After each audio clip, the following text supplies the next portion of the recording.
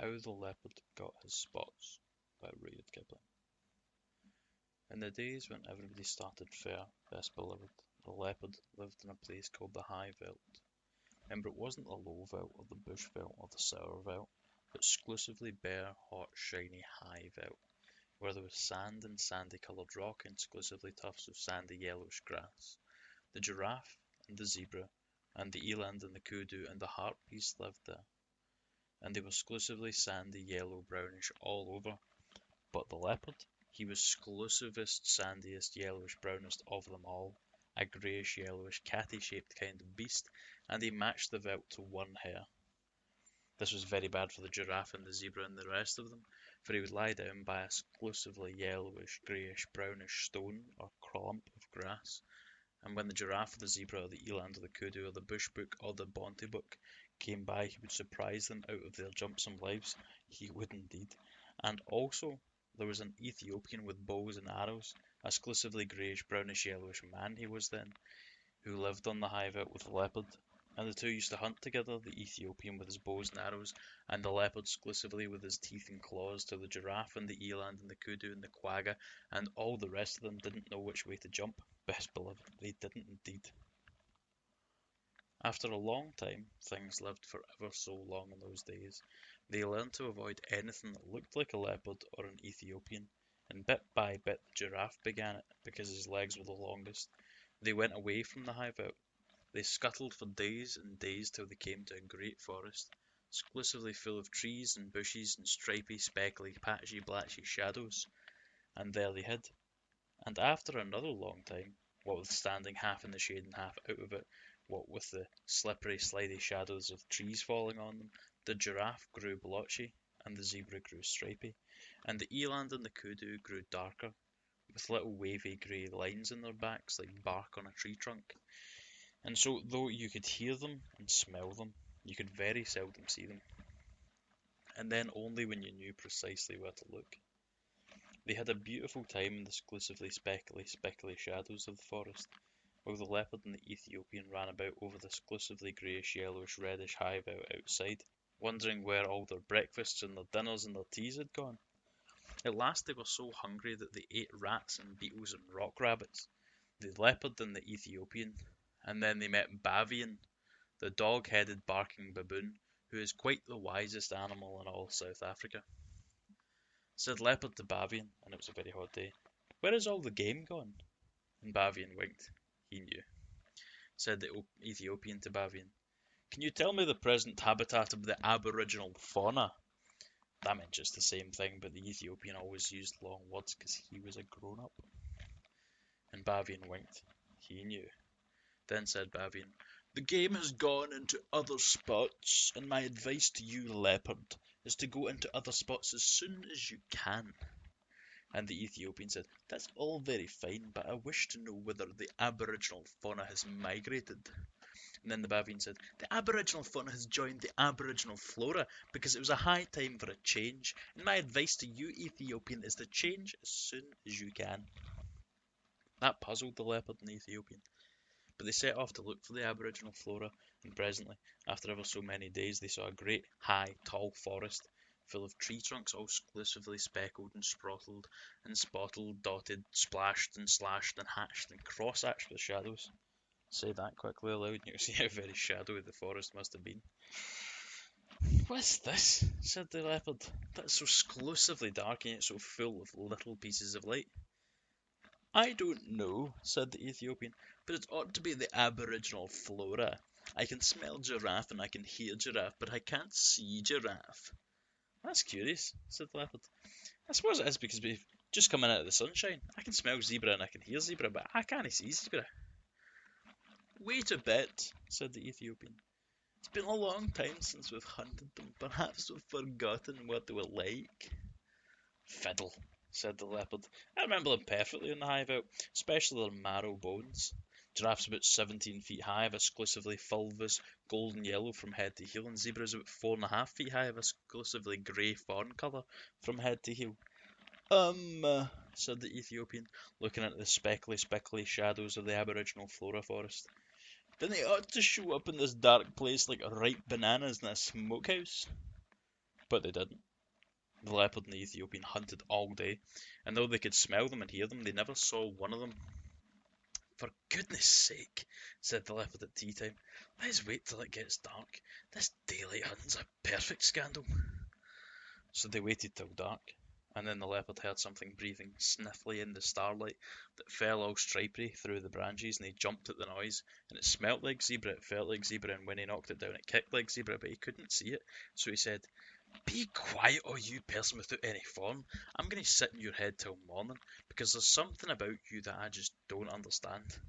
Presently he heard a grunt and a scratch and a scramble, and then the Ethiopian called out, "I've caught a thing that I can't see. It smells like giraffe and it kicks like giraffe, but it hasn't any form." "Don't you trust it," said the leopard. "Sit in its head until morning, same as me. They haven't got any form, any of them." So they sat down on them hard until bright morning time. Then Leopard said, "What have you got at the end of your table, brother?" The Ethiopian scratched his head and said, "It ought to be exclusively a rich fulvous orange tawny from head to heel. It ought to be giraffe, but it's covered all over with chestnut blotches. What have you got at the end of your table, brother?" And the leopard scratched his head and said, "It ought to be exclusively delicate greyish fawn. It ought to be zebra, but it's covered all over with black and purple stripes. What in the world have you been doing to yourself, zebra? Do you not know that if you were on the high veld, I could see you 10 miles off? You haven't any form." "Yes," said the zebra, "but this isn't the high veld. Can't you see?" "I can now," said the leopard, "but I couldn't see all yesterday. How is it done?" "Let us up," said the zebra, "and we will show you." They let the zebra and the giraffe get up, and the zebra moved away to some little thorn bushes where the sunlight fell all stripy, and giraffe moved off to some tallish trees where the shadows fell all blotchy. "Now watch," said the zebra and the giraffe. "This is the way it's done. 1, 2, 3, and where's your breakfast?" Leopard stared, Ethiopian stared. All they could see were stripy shadows and blotched shadows in the forest, but never a sign of zebra and giraffe. They just walked off and hid themselves in the shadowy forest. "Hi, hi," said the Ethiopian. "That's a trick worth learning. Take a lesson by it, leopard. You show up in this dark place like a bar of soap in a coal scuttle."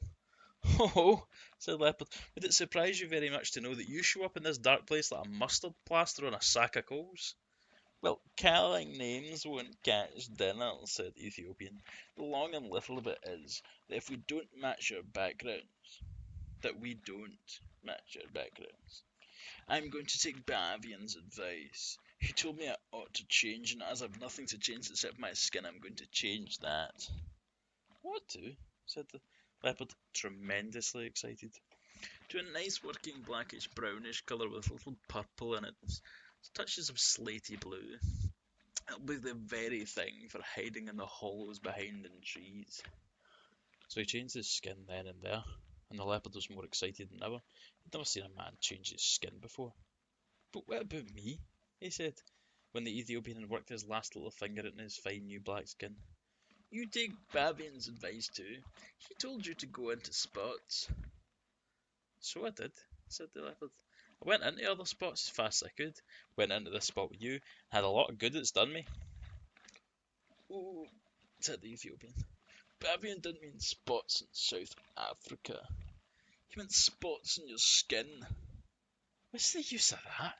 said the leopard. "Think of giraffe," said the Ethiopian.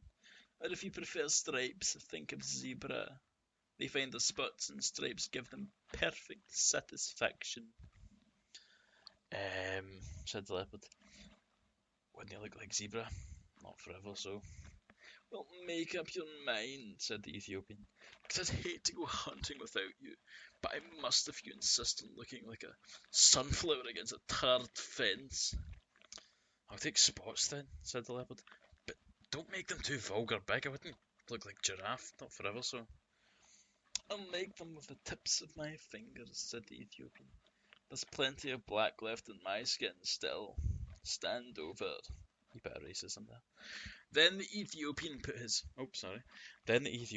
5 fingers close together.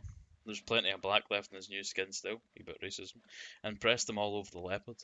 and wherever the five fingers touched, they left five little black marks, all close together. You can see them on any leopard skin you like, best beloved. Sometimes the fingers slipped and the marks got a little blood, but if you look closely at any leopard now, you see that there's always five spots of five fat black fingertips. "Now you are a beauty," said the Ethiopian. "You can lie out on the bare ground and look like a heap of pebbles.